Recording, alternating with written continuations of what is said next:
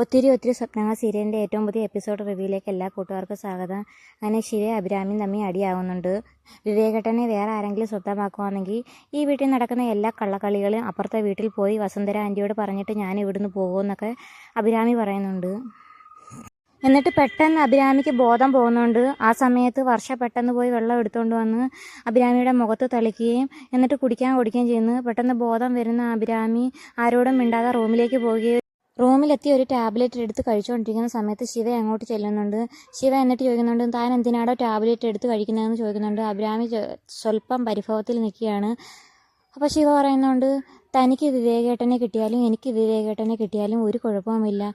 ആരെങ്കിലും ഒരാൾ അങ്ങ് ഒഴിഞ്ഞു മാറിയാൽ പോരെ, അതിനുള്ള പ്രശ്നമല്ലേ നമ്മൾക്കിടയിലുള്ളോ എന്ന് ശിവ പറയുമ്പോൾ അഭിരാമി പറയുന്നുണ്ട്, എന്നാൽ പിന്നെ അഞ്ചു വിവേകേട്ടനെ കല്യാണം കഴിച്ചാലോ, അത് നമ്മൾ ഒരിക്കലും സമ്മതിക്കില്ലെന്ന് ശിവ പറയുന്നുണ്ട്. അങ്ങനെ അഞ്ജുവാണ് വരുവാണെങ്കിൽ ധനപാലൻ ഉറപ്പായിട്ടും അഞ്ജുവിന് സപ്പോർട്ട് ചെയ്യുമെന്ന് അഭിരാമി പറയുമ്പം ശിവ പറയുന്നുണ്ട്, അതിന് വസുന്ധര ആൻറ്റിയുടെ വാക്കുകൾക്കല്ലേ ആ വീട്ടിൽ വിലയുള്ളൂ, അതുകൊണ്ട് ധനം പോകാൻ പറയാൻ ശിവ പറയുന്നുണ്ട്. സംസാരത്തിനിടെ അഭിരാമി പറയുന്നുണ്ട്, അതിന് വിവേകേട്ടനെ നമുക്ക് രണ്ടുപേർക്ക് ഒരുമിച്ച് വിവാഹം കഴിക്കാം. പണ്ട് പുരാണങ്ങളിലെല്ലാം ഒരാളെ തന്നെ 2-3 പേര് വിവാഹം കഴിച്ചത് ഓർമ്മയില്ലേ? ഇപ്പോഴും അങ്ങനെ വിട്ട് പിരിയാൻ കഴിയാത്ത സുഹൃത്തുക്കൾ അങ്ങനെ വിവാഹം കഴിക്കുന്നുണ്ട്. അതുപോലെ നമുക്കും ചെയ്താൽ എന്താണെന്ന് ചോദിക്കുമ്പോൾ ശിവനന്ദ മനസ്സിൽ വിചാരിക്കുന്നുണ്ട്, അത്തരം ഭ്രാന്തുകൾക്കൊന്നും ഞാൻ കൂട്ടു നിൽക്കില്ല എന്ന് മനസ്സിൽ വിചാരിക്കുന്നുണ്ട്. അപ്പോൾ അഭിരാമി ചോദിക്കുന്നുണ്ട്, താൻ എന്താടോ ചിന്തിക്കുന്നതെന്ന് ചോദിക്കുമ്പം ശിവനന്ദ പറയുന്നുണ്ട്, താൻ എന്തിനാണ് ഈ ടാബ്ലറ്റ് കഴിച്ചതെന്നാണ് ഞാൻ ചിന്തിക്കുന്നതെന്ന് പറയുന്നുണ്ട്. അപ്പം അഭിരാമി ഒന്ന് പരിഭവത്തിൽ പറയുന്നുണ്ട്, ആൻസൈറ്റിക് അറ്റാക്ക് വരുമ്പം കഴിക്കാൻ ഡോക്ടർ തന്നിട്ടുള്ള ഗുളികയാണിതെന്ന് പറയുന്നുണ്ട്. എന്നിട്ട് അങ്ങ് പോവുകയും ചെയ്യുന്നുണ്ട്. താനിതെന്താ മുന്നേ പറയാഞ്ഞതെന്നൊക്കെ ശിവനന്ദ ചോദിക്കുകയും ചെയ്യുന്നുണ്ട്. അഭിരാമി പോയതിന് ശേഷം ആ ടാബ്ലറ്റ് ശിവനന്ദ എടുത്ത് ഫോട്ടോയൊക്കെ എടുത്ത് വെക്കുന്നുണ്ട്. പിന്നീട് വസുന്ധരയും വിവേകും ധനപാലനും ചേർന്ന് രാജ്കുമാറിനോട് സംസാരിക്കുന്നത് കാണിക്കുന്നുണ്ട്. അന്നേരം രാജ്കുമാർ പറയുന്നുണ്ട്, NGKയുടെ മരണം എന്നെ വല്ലാണ്ട് തളർത്തി. കഴിഞ്ഞ 30 വർഷമായി ഞാൻ അതിനുശേഷം പ്രവാസത്തിലാണ്. NGKയുടെ മകളെ സഹായിക്കാൻ വേണ്ടി മാത്രമാണ് ഞാനിപ്പോൾ ഇങ്ങോട്ട് വന്നതെന്ന് പറയുമ്പം വിവേക് ചോദിക്കുന്നുണ്ട്, ശിവനന്ദയുടെ അച്ഛൻ കൊച്ചിയിലാണ് വർക്ക് ചെയ്തിരുന്നത്, നിങ്ങൾ ഇത്രയും നാൾ ഡൽഹിയിലായിരുന്നെന്നല്ലേ പറഞ്ഞത്, അപ്പം അവളുടെ അച്ഛനുമായിട്ട് എങ്ങനെയാണ് കണക്ട് ചെയ്തിരുന്നതെന്ന് ചോദിക്കുമ്പം ചന്ദ്രൻ പറയുന്നുണ്ട്, അതിന് ഞങ്ങൾ ഫോണിലൂടെ കണക്ട് ചെയ്തിരുന്നത് കൊച്ചിയിലെ എൻ്റെ ഏജൻ്റായിരുന്നു എന്നൊക്കെ എങ്ങനെയെങ്കിലും ചന്ദ്രൻ പറഞ്ഞ് ഒഴിഞ്ഞു മാറുന്നുണ്ട്. അന്നേരം വസുന്ധര ചോദിക്കുന്നുണ്ട്, എൻ്റെ ലക്ഷ്മി എങ്ങനെയാണ് മരിച്ചതെന്ന് ഒന്ന് വ്യക്തമാക്കാമോ എന്ന് ചോദിക്കുമ്പം ചന്ദ്രൻ പറയുന്നുണ്ട്, അതെല്ലാം ഞാൻ ന്യൂസിലൂടെ മാത്രമേ പറയൂ, വേറെ ആരുടെയും പറയില്ലെന്ന് പറയുമ്പോൾ വിവേക് പറയുന്നുണ്ട്, അതിന് ലക്ഷ്മിയുടെ ന്യൂസ് അവരുടെ വീട്ടിലുള്ള ഒരാൾക്ക് മാത്രമേ അത് പറയാൻ പറ്റൂ. താങ്കൾ ഇത്രയും നാൾ 30 വർഷമായി പുറത്ത് വർക്ക് ചെയ്തിരുന്ന ഒരാളെന്നല്ലേ പറഞ്ഞത്. ശിവനന്ദയുടെ അച്ഛൻ പോലും കരുതിയിരുന്നത് അതൊരു മിസ്സിംഗ് കേസാണെന്നാണ്. താങ്കൾ മർഡർ കേസാണെന്ന് പറയുക മാത്രമല്ല, വിക്രമൻ കൊട്ടേഷൻ കൊടുത്ത ഗുണ്ടയുടെ പേര് പോലും ഈ റിപ്പോർട്ടിൽ പറയുന്നുണ്ട്.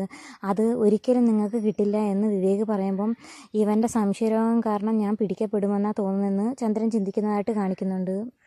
എന്ത് പറയണമെന്നറിയാതെ ചന്ദ്രൻ കുഴങ്ങി നിൽക്കുന്ന സമയത്ത് പെട്ടെന്ന് ധനപാല ഇടപെട്ടിട്ട് പറയുന്നുണ്ട്, എടാ പൊട്ട, ഒരു മാധ്യമപ്രവർത്തകൻ ഒരിക്കലും തനിക്ക് കിട്ടുന്ന വാർത്തയുടെ സോഴ്സ് എവിടുന്നാണെന്ന് പറയില്ല, അത് നിനക്ക് ചിന്തിച്ചൂടെന്ന് പറയുമ്പം ചന്ദ്രൻ പറയുന്നുണ്ട്, എന്നെ ആർക്കും വിശ്വാസമായില്ലെങ്കിൽ ഞാൻ ഇപ്പോൾ തന്നെ ഈ വീട്ടിൽ നിന്ന് പോവുകയാണ്, ഞാൻ ഒരു നിമിഷം പോലും ഇവിടെ നിൽക്കില്ല എന്ന് പറയുമ്പം വസുന്ധരയും ധനപാലനും പറയുന്നുണ്ട്, ഞങ്ങൾക്ക് നിങ്ങളെ വിശ്വാസമാണെന്ന് പറയുമ്പം പറയുന്നുണ്ട്, ഇനി ഒരിക്കലും വിവേക് ഈ സംശയത്തിൽ എന്നെ കാണാൻ പാടില്ല എന്ന് പറഞ്ഞിട്ട് ചന്ദ്രൻ പെട്ടെന്ന് മുറിയിലേക്ക് പോകുന്നുണ്ട്. കൂടെ ചെല്ലുന്ന ധനപാലൻ പറയുന്നുണ്ട്, എൻ്റെ മോനെ അങ്ങനെ വേറൊന്നും തെറ്റിദ്ധരിക്കല്ലേ, അവൻ ഇപ്പോഴത്തെ ചെറുപ്പക്കാരായതുകൊണ്ട് സംശയങ്ങൾ സ്വാഭാവികമാണ്, അതുകൊണ്ട് ചോദിച്ചെന്നേ ഉള്ളെന്ന് പറയുമ്പം ചന്ദ്രൻ പറയുന്നുണ്ട്, ഞാനും ഇപ്പോഴത്തെ ചെറുപ്പക്കാരനാണെന്ന് പറയുമ്പം ധനപാലൻ പറയുന്നുണ്ട്, അയ്യോ അതെനിക്കറിയില്ലായിരുന്നു, എനിക്ക് കണ്ണ് കാണാൻ വയ്യ എന്ന് പറയുന്നുണ്ട്.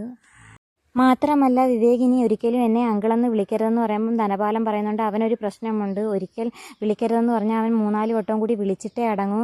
അന്നേരം ചന്ദ്രൻ ചിന്തിക്കുന്നുണ്ട്, ഇനി ആ പെൺപിള്ളേരും എന്നെ അങ്കിളെന്നാണോ ഇനി വിളിക്കുന്നത്, ഈ പ്രശ്നത്തിൽ നിന്ന് എത്രയും പെട്ടെന്ന് രക്ഷപ്പെടാൻ ഒറ്റ മാർഗ്ഗമേ ഉള്ളൂ, എങ്ങനെയെങ്കിലും രാഘവനെ പുറത്തിറക്കണം, എന്നിട്ട് വർഷയെ എത്രയും പെട്ടെന്ന് ഇവിടുന്ന് തട്ടിക്കൊണ്ടു പോകണമെന്ന് ചിന്തിക്കുന്നുണ്ട്. ഈ സമയത്ത് ശർമ്മിള വിളിച്ച് വർഷയോട് ചോദിക്കുന്നുണ്ട്, രാജ്കുമാറിനെ കണ്ടോ എന്ന്. അന്നേരം വർഷ പറയുന്നുണ്ട്, ഞാൻ കാണാൻ വേണ്ടി പോയെങ്കിലും ആ സമയത്ത് വിവേക് വന്നത് കാരണം അത് നടന്നില്ല, ഞാനും വിവേകും തങ്ങളിലുള്ള അടി രാജ്കുമാറിനും അറിയാമെന്നാണ് തോന്നുന്നത്, അയാൾക്ക് അതൊരു ഉപകാരമായെന്ന് പറയുമ്പം ശർമ്മിള പറയുന്നുണ്ട്, അത് വേറെ ആരും ആയിരിക്കില്ല, വിക്രമൻ ഏർപ്പെടുത്തിയ ആളായിരിക്കും, അയാൾ ന്യൂസിൻ്റെ ഉറവിടം കണ്ടെത്താനാണ് വന്നിരിക്കുന്നത്, അപ്പം നീ നിവർത്തി കെട്ട് രാജ്കുമാർ എന്ന ഒരാളില്ലെന്ന് പറയുമ്പം അവസാനം കറങ്ങി തിരിഞ്ഞ് എന്നിലേക്ക് എത്താൻ വേണ്ടിയാണ് ഇത് നടക്കുന്നതെന്ന് ശർമ്മിള പറയുന്നുണ്ട്. പറയുന്നുണ്ട്. ശർമിള സംസാരിച്ചുകൊണ്ടിരിക്കുന്ന സമയത്ത് രാഹുൽ അങ്ങോട്ട് വന്നിട്ട് ആൻറ്റി എന്തിനാണ് കാണണമെന്ന് പറഞ്ഞെന്ന് ചോദിക്കുന്നുണ്ട്. അന്നേരം ശർമിള വർഷയോട് പറയുന്നുണ്ട്, പിന്നെ വിളിക്കാമെന്നൊരു ഗൗരവത്തിൽ പറഞ്ഞു വെക്കുമ്പം രാഹുലേട്ടൻ വന്നതുകൊണ്ടാണോ ഒരു ഗൗരവം എന്ന് ചോദിച്ച് വർഷ ചിരിച്ചുകൊണ്ട് ഫോൺ കട്ട് ചെയ്യുന്നുണ്ട്.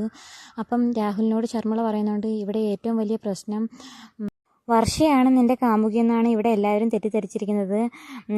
ഹരിത ഏർപ്പെടുത്തിയ CIDകൾ വർഷയാണെന്നാണ് തെറ്റിദ്ധരിച്ച് ഇവിടെ പറഞ്ഞിരിക്കുന്നതെന്ന് പറയുമ്പം രാഹുൽ പറയുന്നുണ്ട്, അത് എത്രയും പെട്ടെന്ന് തിരുത്തേണ്ടത് ആവശ്യമുണ്ട്, അല്ലെങ്കിൽ വർഷയുടെ ജീവൻ അത് ആപത്താകും എന്ന് പറയുമ്പോൾ ശർമിള പറയുന്നുണ്ട്, താനിപ്പോൾ ഒന്നിനും ഇടപെടാൻ പോകണ്ട, ഇപ്പോൾ ഇങ്ങനെ ഇരിക്കട്ടെ എന്ന് പറയുമ്പം രാഹുൽ പറയുന്നുണ്ട്, എനിക്ക് പിറക്കാതെ പോയ സഹോദരിയായിട്ട് വർഷയെ കണക്കാക്കണമെന്ന് ആൻറ്റി എന്നല്ലേ പറഞ്ഞ്, അവളുടെ ജീവൻ ആപത്താകും, എത്രയും പെട്ടെന്ന് അത് തിരുത്തിയേ പറ്റുമെന്ന് പറഞ്ഞ് വിക്രമൻ്റെ അരികെ ചെല്ലുന്നുണ്ട്. ആ സമയത്ത് വിക്രമനാണെങ്കിൽ എത്ര വട്ടം ശ്രമിച്ചിട്ടും CMനെ കോൺടാക്ട് ചെയ്യാൻ പറ്റാത്ത വിഷമത്തിൽ ഹരിതയോട് സംസാരിച്ചുകൊണ്ടിരിക്കുകയാണ്. അന്നേരം രാഹുൽ വന്നിട്ട് പറയുന്നുണ്ട്, ഇതുപോലെ എൻ്റെ കൂട്ടുകാരി മാത്രമാണ്, അവൾക്കൊരു ജോലി ഒപ്പിച്ചു കൊടുത്തത് മാത്രമേ ഉള്ളൂ എന്ന് പറയുമ്പോൾ ഹരിത പറയുന്നുണ്ട്, അത് ഞാൻ വിശ്വസിക്കാം, അന്നേരം നിനക്കിനി കാമുകയില്ലല്ലോ, നാളെ തന്നെ നമ്മുടെ വിവാഹം നടത്താമെന്ന് പറയുന്നുണ്ട്. അപ്പം വിക്രമനും അത് സമ്മതിക്കുന്നുണ്ട്. എന്നാൽ രാഹുൽ അതിനെ എതിർക്കുന്നുണ്ട്.